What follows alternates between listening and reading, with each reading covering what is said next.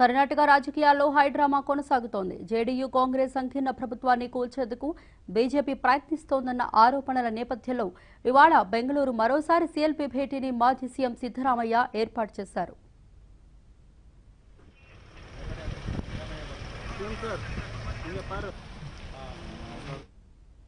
మొన్న జరిగిన సీఎల్పీ భేటీకి 4 కాంగ్రెస్ ఎమ్మెల్యేలు గైర్హాజరయ్యారు. ఈ నేపథ్యంలో ఇవాల్టి సమావేశానికి హాజరు కాని వారిపై కఠిన చర్యలు తీసుకుంటామని సిద్ధరామయ్య హెచ్చరించారు.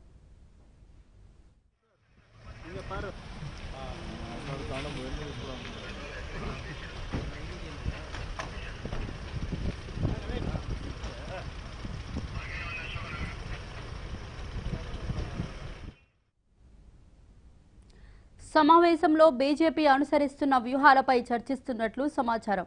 అసెంబ్లీలో అవిశ్వాసం పెట్టేందుకు బీజేపీ సభ్యులు ప్రయత్నిస్తున్నారంటూ వార్తలొస్తున్నాయి.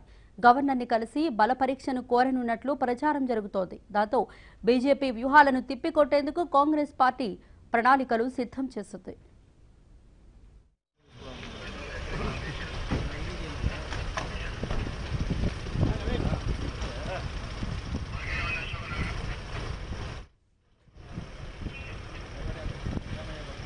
Sir,